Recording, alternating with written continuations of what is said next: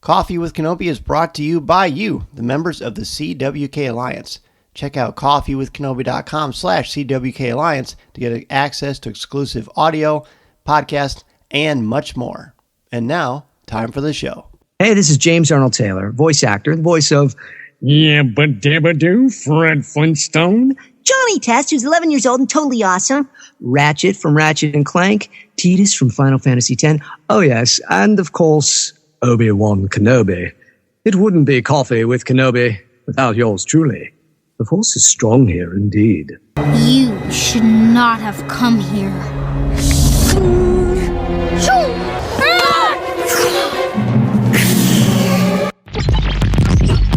What are you in for? I missed my assessment. What are you in for? I race bikes so the droids hate me. Tell me, where is it that you call home? Just back where we came from. It's at Aden. Where we just were. Can't say I remember no at-atting. Maybe we can just buy our way. Don't be so tense. Show them that and they're just gonna steal it. Well, at least it's a plan. We wouldn't be in jail if you didn't order 33 to fly us to a pirate. No, don't fight. This is Vanessa Marshall, Harrison Dula from Star Wars Rebels, and you're listening to Coffee with Kenobi. Wait, what's that? Are you telling me there's a new Star Wars TV series on Disney Plus? How about that? Hello, friends. It's Dan Zehr from Coffee with Kenobi, and I'm here to talk about the first two episodes of Skeleton Crew, episodes 101 and 102. 101 is titled "This Could Be a Real Adventure," and 102 is way out past the barrier. So you have to bring in a group of, well, they're pirates in their own right, aren't they? But in the best way possible. I don't really think I could actually connect that to anything logical, but it sounded funny in transition. So here we are. First, returning guest. He's the twinkle in your eye, Mr. Tom Gross. Hello, it's great to be here. And wow, I'm with you. Excited about a new Star Wars story. I love it. Well, this next guest, he is slowly taking over the Star Wars podcast airwaves. He was on Star Wars Reactions. He's a frequent guest to Coffee with Kenobi. And we're going to keep calling him until he blocks my number. Father Jimmy Morgan. Father Jimmy, welcome back to the show. Thank you so much. Great to be here. It's a great joy, great honor. I'm very excited to dig into this as well. Yes, it's going to be a blast. So let's kind of give a little bit of background on Skeleton Crew. May 17th, 2022. Vanity Fair first reported there was a new Star Wars series in development for Disney Plus, and it was going to be done by the Spider-Man No Way Home director John Watts, serving as creator and executive producer. The Spider-Man Homecoming writer Christopher Ford is the writer of it. And then in Celebration Anaheim, we got details, including the news that Jude Law was being cast, which was very exciting. The first footage, which actually was fortunate enough to see, was in Star Wars Celebration Europe in April 2023. And now here are the premise, the official description. Star Wars Skeleton Crew follows the journey of four kids who make a mysterious discovery on their seemingly safe home planet. Then get lost in a strange and dangerous galaxy, finding their way home, and meeting unlikely allies and enemies will be a greater adventure than they ever imagined. So, before we actually get into each episode proper, Father Jimmy, I will start with you. When you first heard about Skeleton Crew and leading up to before you hit play the first time, what was sort of your excitement level, anticipation, etc. for this series? It was when it was first announced, I'd probably say a medium excitement because around the time it got announced, we were getting a lot of like known character announcements with the Ahsoka series and I think Obi-Wan and so around that time we were getting announcements about things that I already knew, and so the unknown of Skeleton Crew was exciting, but it didn't quite draw out that same level of excitement, and I think it kind of flew under the radar for a little bit, but then as we got closer and closer and more footage and kind of the themed vintage retro throwback stuff started coming out, I started to get more and more excited as it got closer to the premiere. Very good. And Tom, what about you? I know you kind of made my day when you talked to me the other day about something I had said online about Skeleton Crew. But tell us your level of excitement for this series, or was there any excitement for this series? Well, you and I talked with Corey about it on Pour-Over a while back, but so my lukewarm was at best when it was announced. Not Yoda warm, not Boba Fett warm. No. I mean, it was right there. Yeah. It was right there. It was. I left that out there, and you hit it. Well Thank done. Well done. So, so it wasn't something that looked super exciting to me. It's, I don't know. It was kids, and it didn't really resonate with me as a serious a show.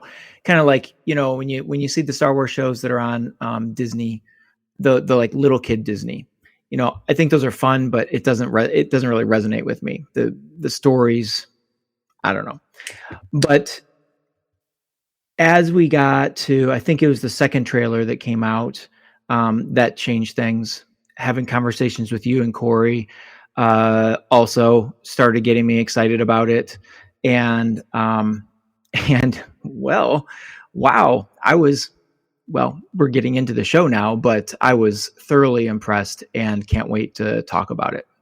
Very good. And for me, like you'd mentioned, Father Jimmy, when I heard about it, it was amidst some other announcements, and it was probably the lowest on my level of excitement. I mean, knowing the creators behind it certainly raised my eyebrows to a degree, because I think that the Spider-Man Marvel Cinematic Universe trilogy is outstanding. And I think John Watts does a terrific job with Spider-Man and with characters, because I think at its core, as I've said for years on this show, this is show 801, by the way, how about that? I've always said story has to be first, and the characters are part and parcel of it. You have to have both. You have to have a good balance of both. Otherwise, it doesn't really matter what happens. It doesn't matter about the special effects. It doesn't matter about the budget or the score. To me, if you don't have the foundation of a good story supporting characters who change and grow, then to me, it's going to fall flat. So I was slow to buy in, but again, I just sort of, exercised Jedi patience. Disney was kind enough to send me the first 3 episodes. Probably, I've seen it. It's been about a month since I first saw them. So I'm glad the world is able to see it. And we'll just jump into our one-word reaction to the first episode of this entire thing. Again, the first one is called This Could Be a Real Adventure. It is the longer of the two. It is 49 minutes. The description is Kids from an Ordinary Planet discover a surprising secret. Father Jimmy, will just keep the same order. Give me one word to describe just the first episode and overall reactions to it. Well, off the bat, I'm going with a hyphenated word. Yes. And I went with childlike, because I'm sure we'll dig into this, but there's a lot of things throughout this episode and even into the next episode that really kind of brought me back to my own childhood. And it really invoked that sense of being childlike again. And again, there's a ton in this episode, I think, that invoked that I'm sure we'll talk about as we dive deeper into the specifics of the episode. But even from the get-go, I don't know if this was in other intros to other series, but when they have all the different faces of the characters flashing in the beginning, one of them was episode 1 Anakin. And I don't know if he had been in previous ones, but, seeing that, I was like, it brought me back to, when I was a kid and I saw episode 1. And it kind of brought me right back to that, even before actual footage began. All right. That's a very promising start. And full disclosure, Father Jimmy texted me and said, "Hey, how much do you talk about the episode before we record?" And Father Jimmy, can you share the scientific measurement that I sent? Your first text, I think, said 0, and then you said, to be precise, 0.0. And Yes. I was very appreciative of that, because in my undergraduate degree was in mathematics. I have a Bachelor of Science in math, and I appreciate precision with numbers. Well, I'm glad. And I double checked my math. It does in fact check out. That's the best math I have. I'm more of a words guy. Tom, what about you? One word and overall reactions. And I'm going to preface this by saying we talked about this on the trailer show that you talked about that was on Pour-Over. The extended version and the regular version I aired on Coffee with Kenobi. And you were trepidatious because you have a harder time buying into the believability of child actors. How did this work for you? One word and overall thoughts. Okay, so the word I have two words, but I'm just going to obviously just going to use one. You can hyphenate. Corey's not here. Oh no, that's all right. I was gonna like let the moment take me, and it has, and it's a little bit of a softball word, but the word I'm going to use is unexpected. Just about everything about this first episode did not fit with my mind in a good way. As you mentioned, I was just a little anxious about, I don't know. It didn't seem like it was going to be a Star Wars story that was going to necessarily resonate with me. And it did. I was completely surprised. I was also completely surprised with the opening sequence. Was not expecting anything like that. And so, boy, I was the bass swimming under the water, and the sucker lure was right there, man. And I bit, and boy, am I glad I did, though, because it was unexpected. Absolutely. That's great. That is so great. My word is the word I used on social media. And when people would say to me, hey, how is Skeleton Crew? I would say, I can tell you in one word, and the word is delightful. It is delightful. Again, full transparency. I was very honest and open, as I always am on the show, that the Acolyte did not work for me. This is not my review, my commentary on the Skeleton Crew is not going to relate to the Acolyte in any way, shape, or form. But I caveat that by saying, I think one of the things that was missing for me from the Acolyte was sort of that joy of Star Wars. This show for me brings me joy. I think it's delightful. I think the cast is delightful.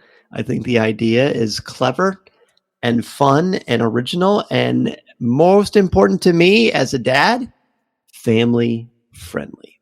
And that could have easily been my word, but I don't think so. I've got a lot to say about it. I know that both of you have a lot to say. I'm looking forward to learning from the both of you. So let's just dive in. We'll just keep the order going, Father Jimmy. I don't really want to take it through linearly like we've been doing for recent review shows over the last year or two, but just kind of talk about anything that pops out to you, anything from the first episode, whether it be theme, tone, character, some dialogue, whatever it is, and let's just talk about it. We're just sitting around having a hot beverage together. Let's just talk about it. Yeah, I think for me, one of the first things off the bat was how much I related to the characters. They really drew me in. I thought they presented a lot of these childhood experiences that many of us have, where Neil and Wim are kind of doing the little lightsaber battle with their flashlights. Like I definitely did that more often with umbrellas, extendable umbrellas, because it's got the lightsaber effect. But that was something I did with my cousins and my friends when I was a kid. And even I remember thinking back to that scene where Wim is late for that test. Like, even if you were never late for a test, I feel like we've all had that dream, and so they did a lot to draw me into the characters, and I really felt I could relate well to the characters. I was happy rooting for the characters, but yet they were so interesting. They still have room to grow, have some kind of hidden things that I'm sure will get discovered over time. Sure. But for me, like, the characters really stood out and how I could relate to them. So I guess be a little more specific if you don't mind.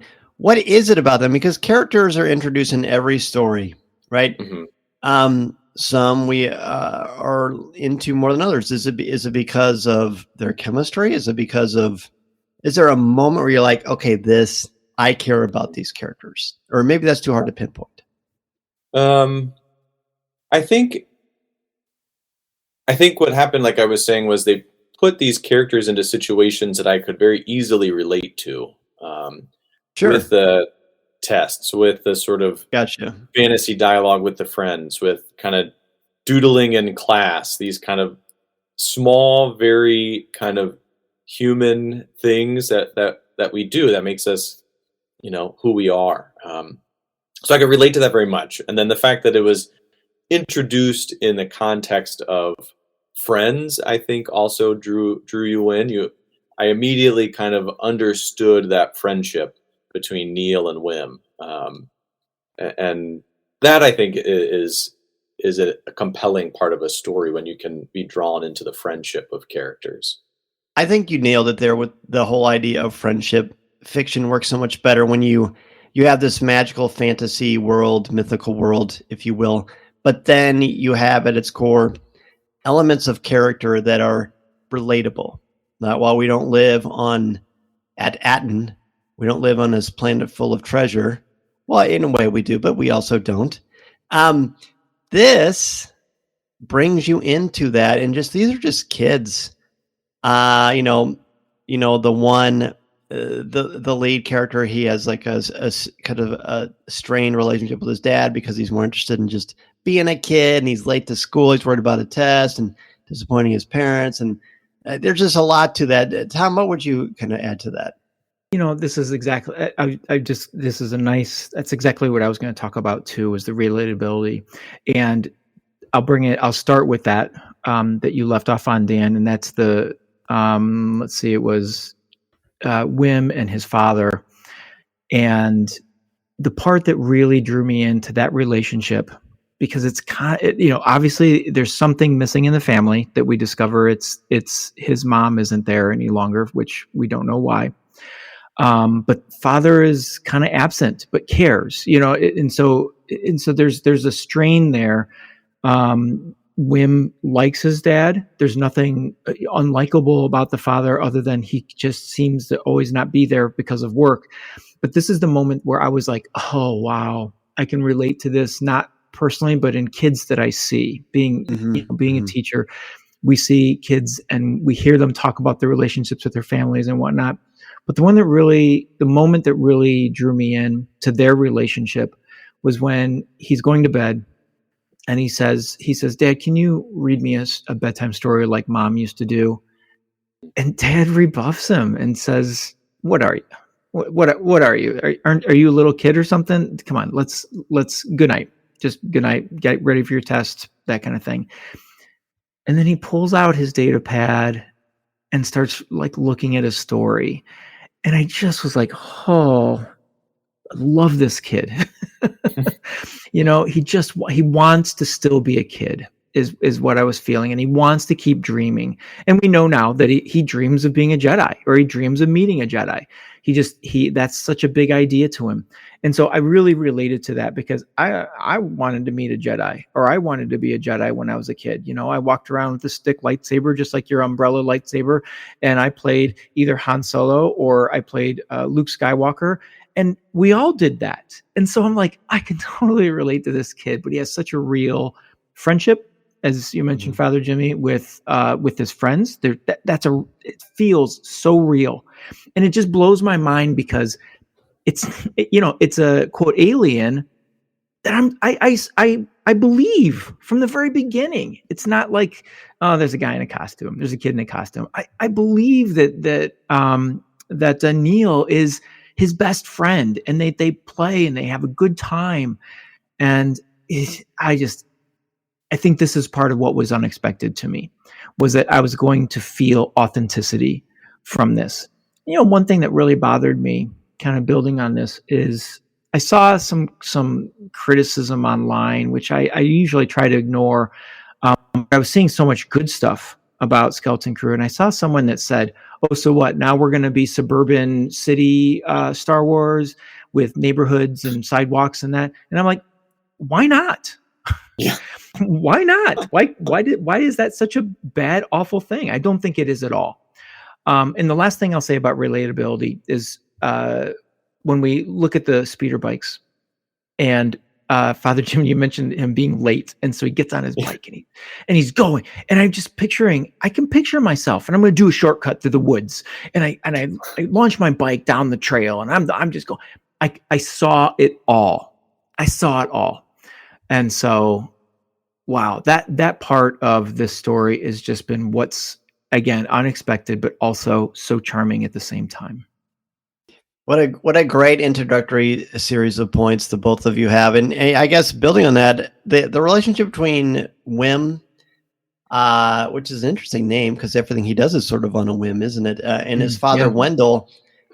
What I see when I watch this, and I've seen it a couple of times, is just he doesn't have time for his son, not because he doesn't love him, but he doesn't appreciate him because he's so focused on work. He's so focused on his job.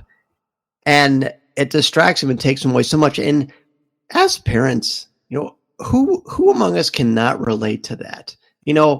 I've certainly been at fault for that, where you get so caught up in what you're doing, whether it's something around the house or something for your job or whatever. And you just got to seize those moments. And Wendell doesn't. And then, it becomes a real detriment to him later in the episode. The thing I want to talk about is what you mentioned earlier, Tom. When I saw the first preview for this, and it was like the suburban sort of era, or like world or planet or whatever you want to say, it didn't turn me off at all. I thought it was cool. I thought, well, there's got to be some aspects of this. Everybody isn't an adventurer or a pirate or a Jedi or a galactic, ne'er-do-well. I mean, there has to be some living somewhere.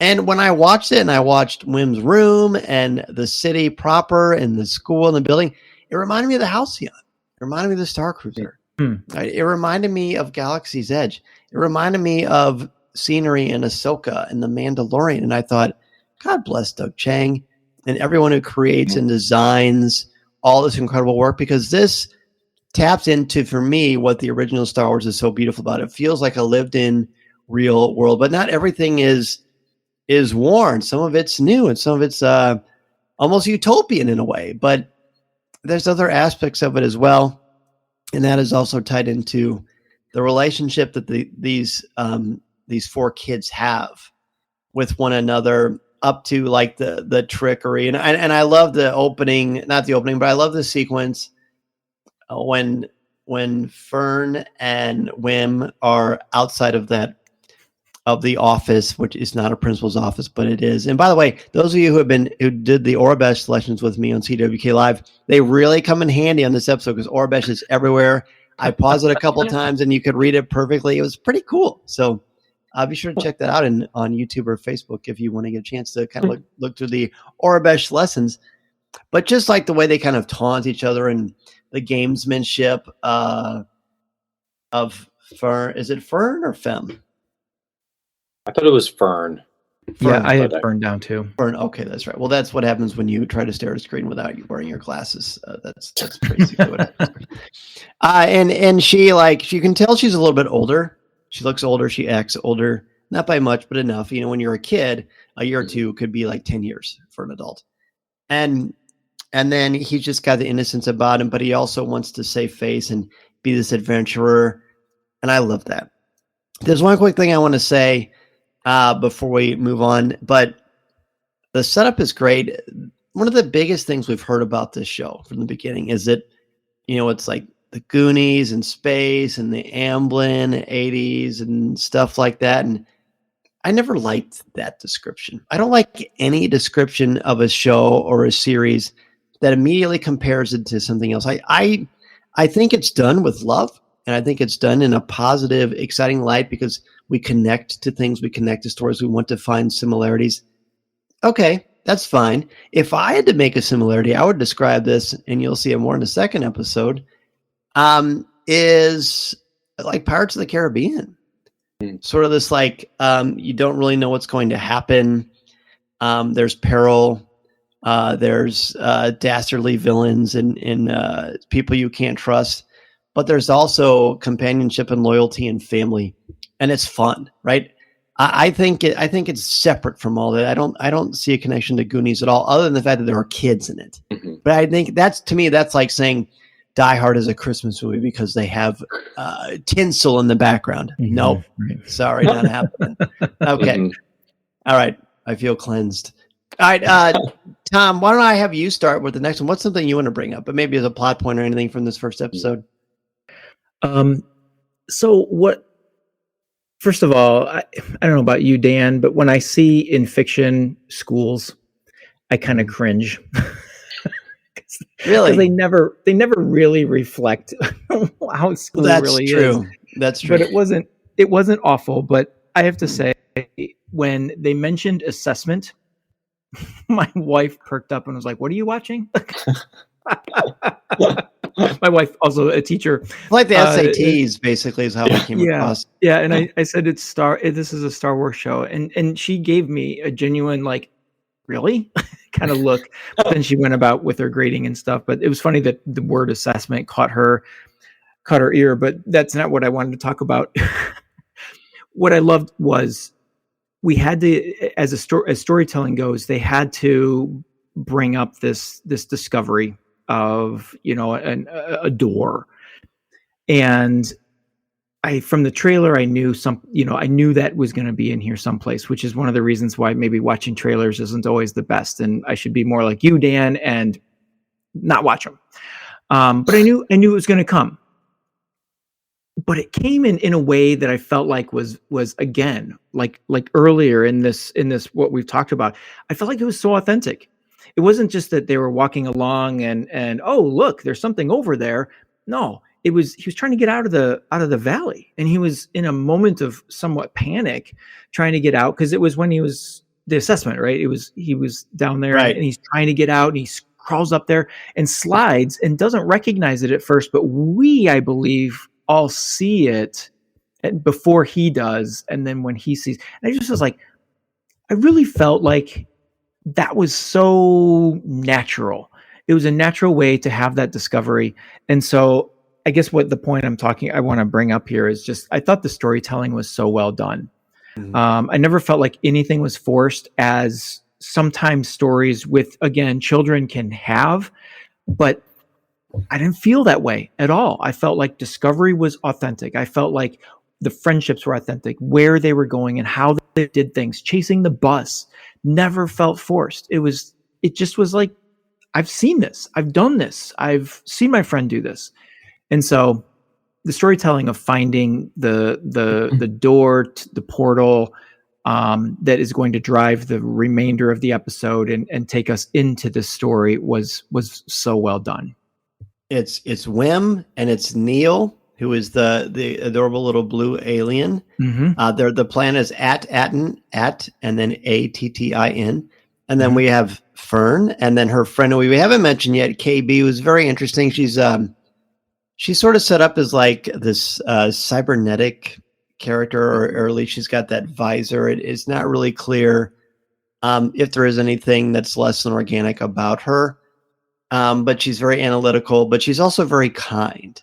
And even Fern, we see this great scene early on where she tricks her mother and is thinking, actually, I was studying, not, running out, skipping school and doing all the things I do because I'm really this big instigator. You see the cleverness of her, which comes out much, much later. But then this thing about where they find this door, this hidden door, and it's actually the entrance to this ship, and the ship is known as the Onyx Cinder, ONYXCINDER. That's the name of this ship that they go into. Father Jimmy, what is it that you'd like to talk to about this as we kind of, I guess, because I want to wrap up the first one because I think there's a little bit more to talk about in the second one too. Mm-hmm. Yeah, I agree with kind of what Tom was saying with that kind of reveal, and everything felt very natural. I thought a lot of this stuff's been very clever, with the ship being upside down, and you don't quite realize it until you see the headset fall. And I think a lot of that's been very clever and straightforward. For me, a big question or thought to get your input on now, which I'm sure the whole Star Wars world is clamoring about. does the little Easter egg of what Neil's little siblings watching, does that make the holiday special canon? So there's actually a great story about that, I think, on Entertainment Weekly. It's not the actual footage from the holiday special because the footage was too grainy because it was TV from the 70s. So they had to recreate it, and the composer, who's the son of Michael Giacchino, is pretty cool. I think the music is beautiful, by the way. I think it's so beautiful, Star Wars, and it really sets the scene so well.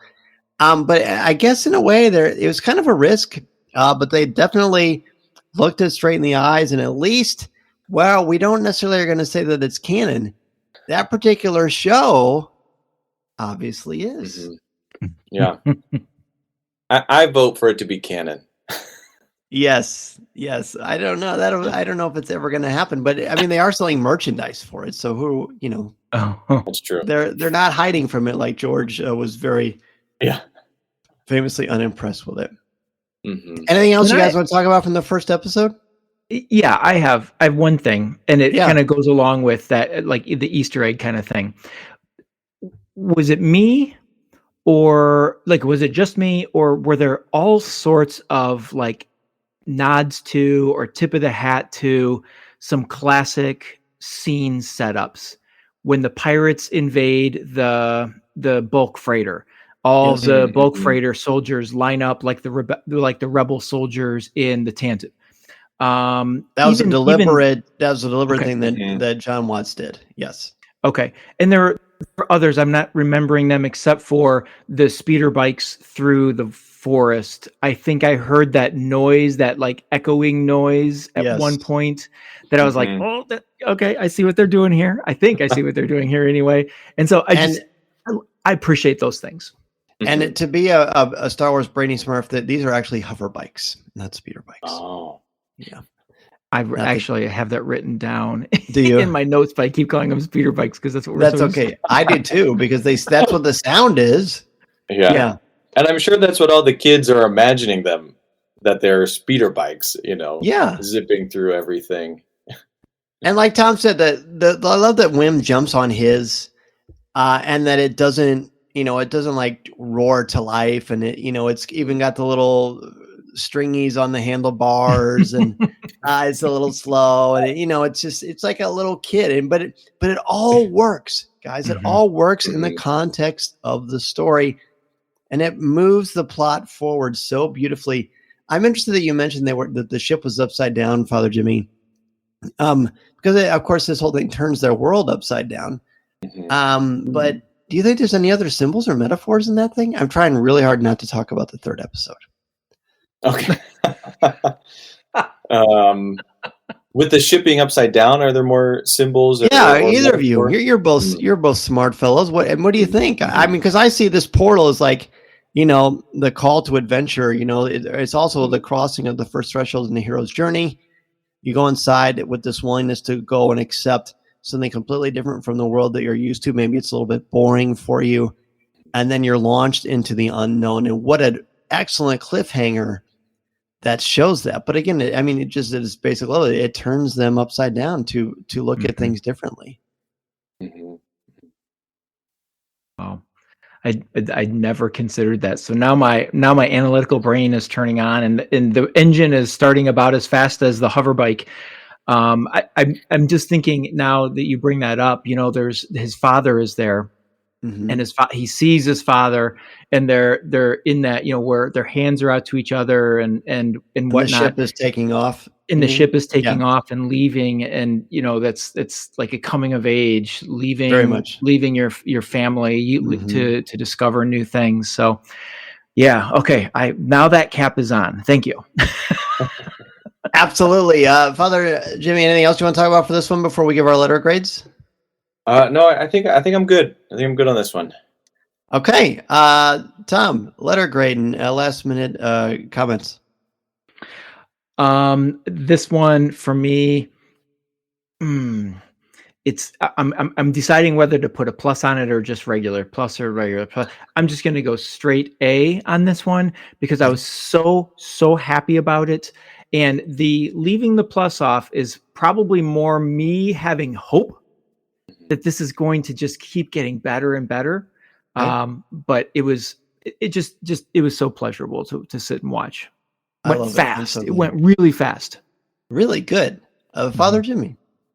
I'm pretty much on the same page, Tom. I want to give it a solid A. I kind of reserve the A plus for that like big climax. You know, this is it was a beautiful introduction to a bigger series, and so I want to see where the rest of the series goes, and I'm hoping that there'll be some episodes that warrant the plus. But with it being a part of a larger whole, again, a solid A. Solid A. So 2 A's. I'm gonna take it a different direction. I'm gonna give it an A minus. I really like it a lot. It's a wonderful introduction to this new story that's in Star Wars. And early on, it doesn't appear to be mythologically earth-shaking. It's a story set in Star Wars that is taking a different approach and taking some of the themes of like Errol Flynn and Pirates of the Caribbean and just the fun connections we have that remind us of that adolescence and in a very meta way. Even, the sequence at the beginning where Wim is playing in his room with Star Wars action figures, or he pretends like he has a lightsaber, and he's having that great little duel at the beginning, with Neo. They're pretending to fight with lightsabers. It's just so much fun. The only reason I give it an A minus is because I think I think the stuff before they actually get on the ship is a little long. Not in a bad way. It has to set up. I don't fault it. I like it. I wouldn't change a thing about it. I just think it's an A minus. So again, very, very good thing. So let's move on to the second episode. The second episode is way, way out past the barrier.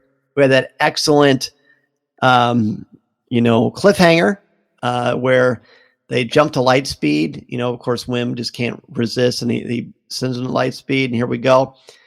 The official synopsis on Disney Plus for Way, Way Out Past the Barrier is a surprising first stop marks the beginning of an unexpected journey. And Tom, we'll go reverse order this time. Tom, give me your your one word and initial thoughts on this one, second episode. My one word is fun. I had so much fun in this episode, even though there were a couple creepy moments, but it was a ton of fun. I was on the edge of my seat for much of it, just enjoying and feeling and letting the story kind of wash over me. As far as impressions go, I got a couple logistical questions for you, Dan, that I'm pretty sure you will be able to answer. So the two questions are: one, can you tell us where in the timeline this falls in regards to like Mando, Boba Fett, Resistance, that kind of thing? And then the second question is, and maybe this is more of a discussion question, but what is this barrier they're talking about? And maybe that's just the big heavy question. I don't know. But so what's the timeline on this? So the timeline, this is in Mandoverse. So this is during Ahsoka, Mandalorian season 3. Okay. So 5 years after Return of the Jedi. That's where it is. And then as far as that barrier thing, that's something that you will learn as the show goes on. Okay. All right. I thought maybe I was just missing out on something. So yeehaw. I picked up on something. Yeah. It's hard not to think about the High Republic with some of this stuff, but for the first 2 episodes, I haven't seen any kind of a direct connection. All right, Father Jimmy, one word to describe the episode and overall thoughts on it. My one word was wonder, as in kind of wonder and awe. And I picked it because of sort of the childlike wonder. Again, I chose childlike for the first episode and wonder for the second. And just because I feel like we're seeing everything through the eyes of these children, and they get into space and they're like, what is this? Like, what are all these things? And they're, those are stars. Like, there's that many. That was so great. And yeah, and there's just so many things in this episode. I thought it was more apparent, but also in the first episode where it's kind of viewing things through that childlike wonder, through the eyes of a child. And I wanted to kind of challenge myself to choose 2 words that went together, because even though they're 2 episodes, like Disney knows they released them in the same day, so that I feel like they kind of wanted them to go together a little bit, more than just you would if you're releasing them week after week. And Sure. yeah, so wonder. That was my word to describe this episode. That's a great one. My word would be promise. To me, it's this show shows a lot of promise. These kids have a lot of promise that they're going to be able to get back home. Each of them has a little bit of excitement, whether it's Fern wanting to be in charge because she really isn't in charge at home or in her life, or whether it's Wim wanting to be in charge of this new adventure and thinking he wants something that he really is not ready for, which what a great metaphor for adolescence that is, right? We all think especially when you're younger, a teenager particularly, where you think you're ready for the world and all these things, but really you have no idea what is out there or what is going to happen or what could be expected of you. And it takes us on this wonderful roller coaster that is just, as you mentioned too, Dom, it's just fun. It's just really great Star Wars storytelling. And I keep saying that over and over again because to me, initially, Star Wars should be fun and exciting. And it pulls you in. Like Mason watched the first couple episodes with me and he loves them. He said, Dad, when's the next one? Can we watch it? And I'm like, well, it's not out yet, buddy. But it will be. So let's go through and talk about things that really happen in this one. Basically, we do meet a new character, SM-33. Then we get to go to this new area. It's Starport Borgo, which is the name of this big spaceport where all these ships are docked. We meet some fascinating new characters, and it's great stuff. And we also kind of get some more understanding of Aten and what it actually might mean. So, Tom, take it away. First thing you want to talk about. Yeah. So the first thing I want to talk about is SM-33, but I want to, before I get to that, just say this is why people listen to Coffee with Kenobi. But by the experience that I'm having right now, and this conversation is opening up so many so many doors in my head of understanding this story so much better. Father Jimmy, you said, that wonder is your word. And we're seeing the story from the eyes of these children. And I hadn't done that yet. And so I look down to my notes and everything in my notes changes with that filter on. So thank you for that. And now I'll talk about SM-33. How many times does a droid overshadow the main characters because they're so charming? K2 Andor, yeah, and many, many others. R2D2, C3PO. SM-33 is so marvelous. He's introduced in kind of a creepy, scary way. Yeah. He has such a weird, the little rat that lives in his eye or in his head. Wait, I actually have a name for that thing. Would you like to hear what it is? Yes, I would. The name of the creature is, where'd it go? Snowball. That's its name? That's its name, according to StarWars.com. So, and then the thing that just tops it all off with SM-33 is he talks like a pirate. And so when you bring up wonder and we're seeing this through the eyes of children, I mean, what child wouldn't love to have a pirate robot that has an animal or creature living in its head and it has all these little quirks and things. And on top of it all, he's a really good fighter and he bails them out of of tough situations. And so, man, that's not what I was going to talk about with SM-33. But that's what I see now, in that it's a children's droid in all sorts of fashions. And the crazy thing is he was probably, and probably still is, but was probably a very threatening, scary droid at one time. But now that we see it through these eyes, he's kind of fun and charming in some ways. I love how he's loyal and that they're able to convince him in like a childlike sort of persuasion of that Fern is the captain. Mm-hmm. And so it all works so well. And every time SM33 is on the screen, I'm just mesmerized and having so much fun with that. I wrote down SM33, the pirate droid. Yeah. Right. Yeah, he definitely is exactly as I feel like everyone, if you were given a bunch of Legos and were like, build a robot pirate. That's what you would build. And even, I didn't even realize it till that kind of fight scene at the end where he's hobbling. At first I thought, oh, he's just an old beat down droid that he's probably got some mechanical issues. Then in one of the broader scenes, you see he's got a peg leg. Yes. So even the droid has a peg leg like a pirate would have. And it was just it was, again, Dan, back to your word from the first one, delightful. It was so fun. It was so SM33 is the pirate droid that I always tried to build with Legos, but was never that good at it. Well, we'll see if Lego can send you over a kit and you can make it happen. That'd be great. I love this droid. I'm typically a little reluctant to just buy in to just automatically like a new droid, just because I need to be convinced. But this droid, played by Nick Frost, who at first I knew the voice, and I couldn't place who he was, and then I looked him up. I'm like, oh yeah, he's from like Shaun of the Dead, and he's great. He's hilarious, and he just really shines in this thing. He's chewing up scenery just as the vocal performer.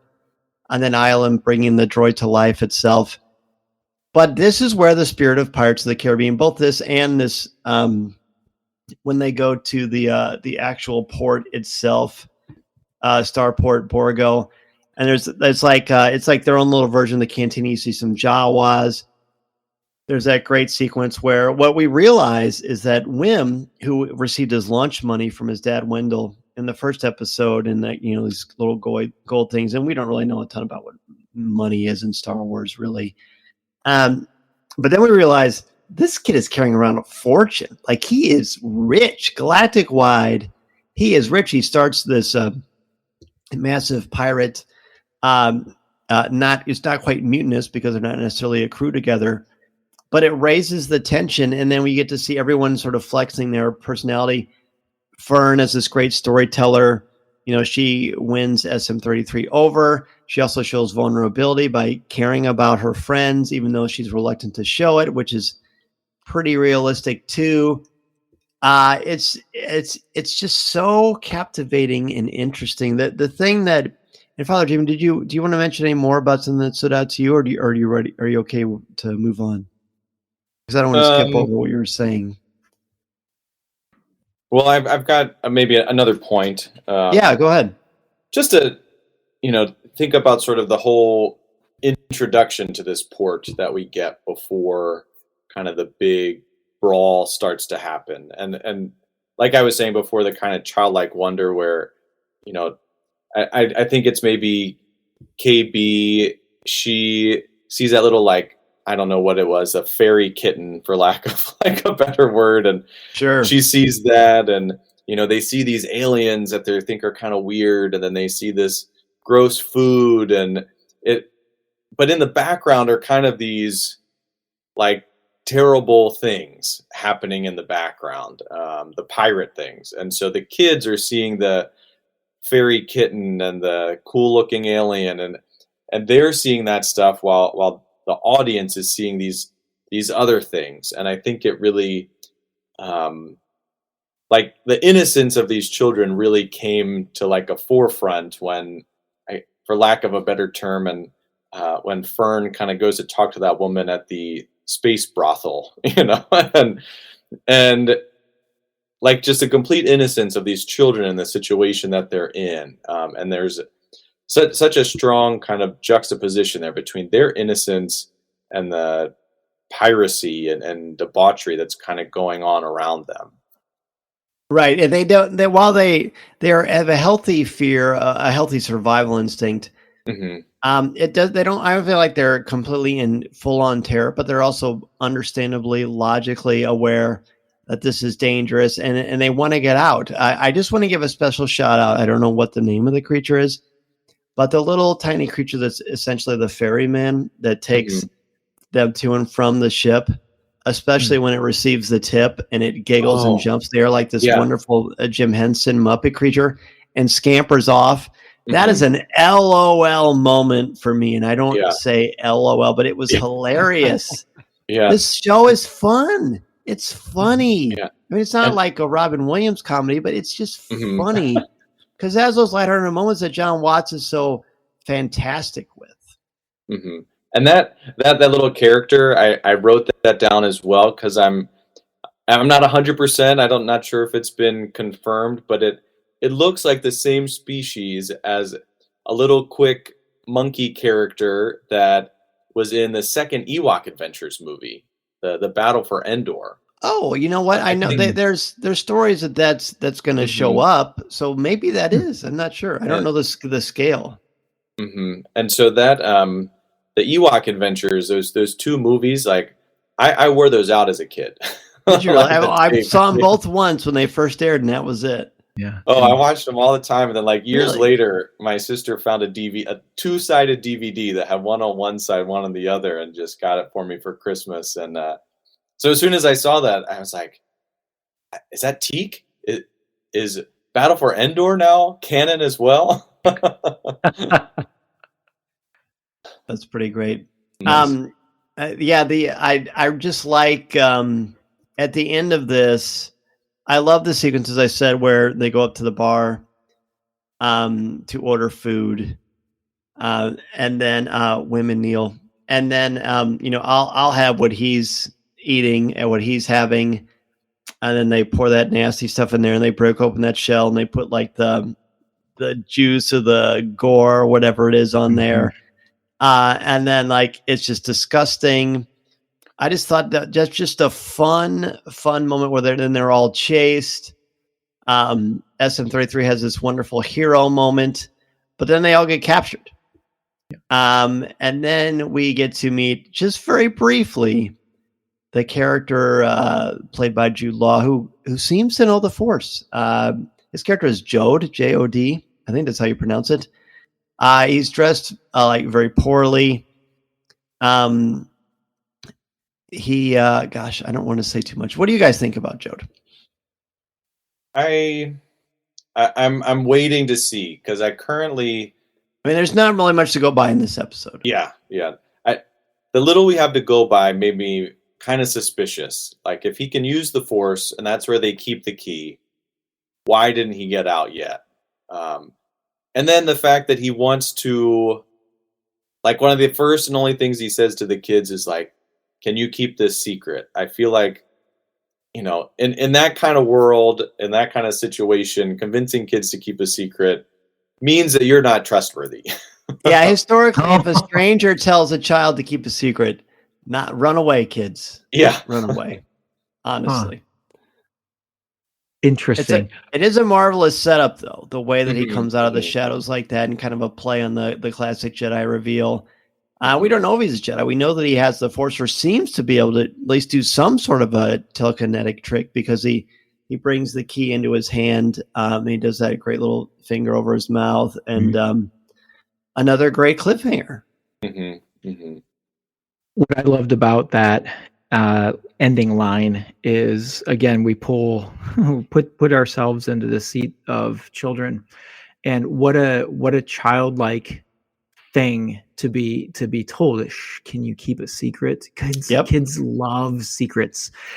But my first thought after he did that was, I believe one of the last pieces of advice that SM33 gave them before they left the ship was, don't trust anybody. And so even though I feel like this is a Jedi, or at least a Force user, traditionally we're in the world or mindset of Jedi can be trusted unless you're a follower of Palpatine. And so there's a lot of like confusion here in the ending that leaves us on a, as you said, Dan, on a cliffhanger that I just I'm so excited to see the next episode, which is vastly different from 1 week ago. The one thing we haven't really talked about very much is there's this woman. She's guarding this entrance. It almost looks like an entrance to a brothel or something. Very a place that kids shouldn't go. And the species, she's a Thelin, Theelin. She appears to try to help the kids. She recognizes their kids. Kids aren't safe here at Starport Borgo. And then they say they're from At-Aten, and she thinks that they're kidding. And she's like, "You mean the lost planet of eternal treasure?" And she seems really, really confused by this. So that's kind of our little hook as to what is going on, why no one seems to know where their planet is, or if they're even talking about a real, actual place. You know, it'd be like me saying I'm from Krypton, which I have said a time or two. You know, but Krypton is in the world of eternal treasure, the lost world of eternal treasure.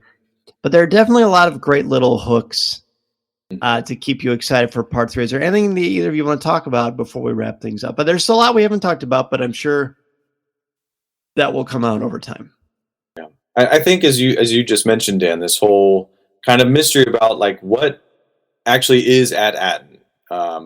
You know, everyone thinks it's this mythological planet, at least in the spaceport.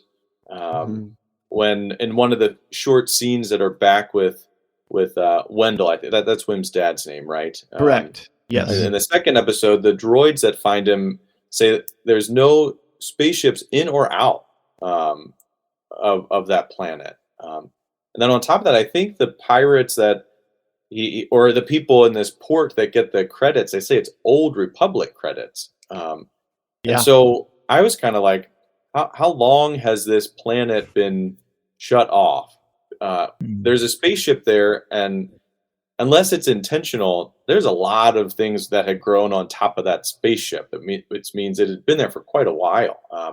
So that just really piqued my interest. Dan, I know you cringe at speculation, but I think that's one of the cool things about this, that it does. That in particular has given me and some of my other friends a lot of things to talk about and wonder and guess. And I don't have any firm theories right now, because 99% of the time in Star Wars shows, when I have a theory that I'm certain about, it is completely wrong. Expectation without regulation equals fan constipation. But you seem to be pretty regular. I think you're okay. It's healthy. It's fun. It's healthy to speculate. I think it's a wonderful thing. Just not for me. Like broccoli. Just kidding. I actually like broccoli. Okay. Well, while we're on the topic of hooks, here's another hook that is keeping me going. The At-Aten, certainly interesting. The mysterious character at the end who has force powers and wants them to keep a secret. That's another great hook. The one that's got me is, and it's because it's tied into a very visual moment of this episode, and that's where the ship is coming into the port.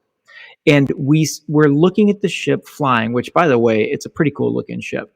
It is. But the guns are following it. Tuck, tuck, tuck, tuck, tuck, tuck. You hear the gears of the guns turning, and then they do something, and then they come back to another set of guns, and they follow it.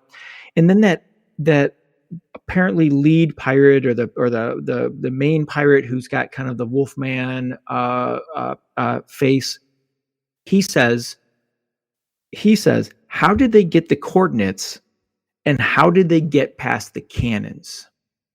So there's something very special about the ship. There's something very special about where they've come from. And there seems to be some connections there that someone knows, but someone hasn't put all the pieces together. And I just wonder if SM-33 knows, but just because he's a droid and has to be asked, if he is the key to all the pieces. I don't know. I could be wrong, but I love all the hooks that they've put in here. It just making me feel kind of like that childlike, I want to figure out this adventure along the way with the kids. Right. So you feel like you're in the position of the kids while they're trying to figure it out. So that's great storytelling. Again, you put the viewer or the reader, or the consumer of the story into an empathetic place where they relate to the characters and feel like they're going on the ride with them. It's terrific. It's terrific. Let's go ahead and give some letter grades and last minute comments on this. Tom, we'll start with you. I'm going to stick with I'm going to keep it consistent because the 2 episodes were super consistent for me. So I'm going to give it an A. It just kept, like I said at the beginning of the episode, I was on the edge of my seat, not in anxiety or anxiousness, but in fun. I just couldn't wait for the next thing to happen in the story. And so that earns an A from me. That level, it creates a level of anticipation and excitement. Mm-hmm. Father Jimmy?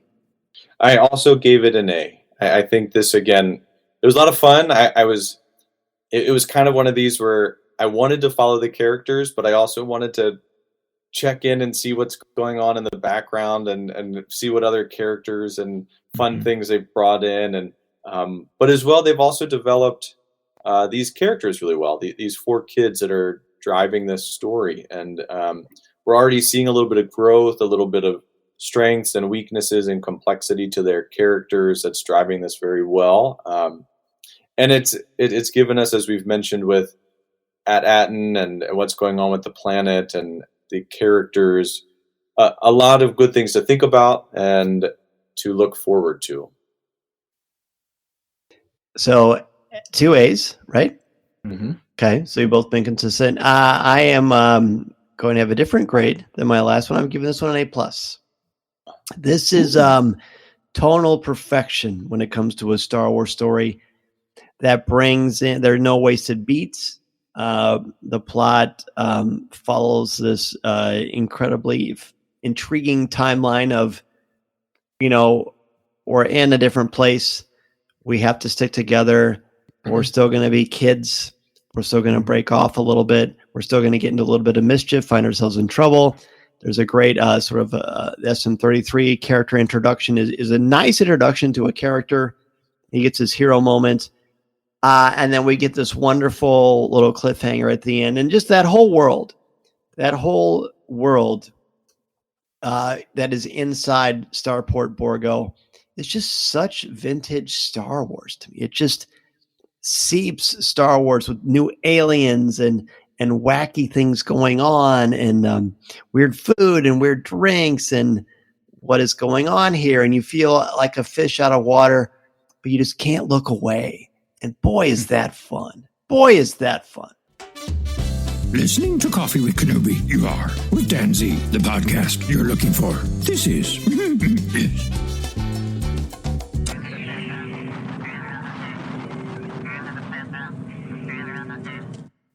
But it's also fun, so much fun to talk to the both of you about Star Wars. Look, we're going to try to keep this ragtag group of miscreants together, the 3 of us, so we can talk about Skeleton Crew. It's a pretty busy time of year for Father Jimmy, naturally, with the Christmas season and Advent. But we will do our best to pilot this ship, and I'm so grateful for the both of you for sharing your time and talents. I certainly learned something from the 2 of you, and I'm sure our listeners did as well. Father Jimmy, I know that you've got I've got the direct Father Jimmy bat line to people to reach out to you, and you can reach out to me at danzy@coffeewithkenobi.com, and I can pass along your messages to Father Jimmy. How does that sound? That sounds great. Yeah. As you mentioned, I kind of taken a step back from a lot of the social media out there, and even this time of year, an extra step back to focus on all that's going on. But yes. Reach out to Dan if you want to get in touch with me, and I'd be glad to chat. Perfect. And Tom, you've got obviously a lot going on with Teachers in the Dungeon. Always great interviews and a lot of great stuff happening with this revamped Player's Handbook and the Dungeon Master's Guide. And what's going on with you? Yeah, super busy in the Dungeons and Dragons world, and that's where you can find me, Teachers in the Dungeon. Our podcast, and yeah, a lot of good stuff. Just had a wonderful interview with Adam Lee, who was part of the creative team of a lot of the fifth edition books has a new book, Worlds and Realms, out that is just a marvelous, marvelous story. It's a story, which is interesting because it talks about the worlds and the planes of Dungeons and Dragons, but it's told in story format through the eyes of one of the great wizards, Mordenkainen. So, but no, that's what we're doing over there. And on my blog, Seeking Positivity in the Galaxy, I'm wrapping up my 2025 album playthrough. 2025. I'm ready. 2024 album playthrough project. So check that out. It has been a ton of fun this whole year doing that. And so catch what we've been doing over there. This podcast is not endorsed by the Walt Disney Company or Lucasfilm Limited. It is intended for entertainment and informational purposes only. The official Star Wars website can be found at www.starwars.com. Star Wars, all names, sounds, and any other Star Wars related items are registered trademarks and or copyrights of Disney and their respective trademark and copyright holders. All original content of this podcast is the intellectual property of Coffee with Kenobi unless otherwise indicated. This is the podcast you're looking for. There's no one here.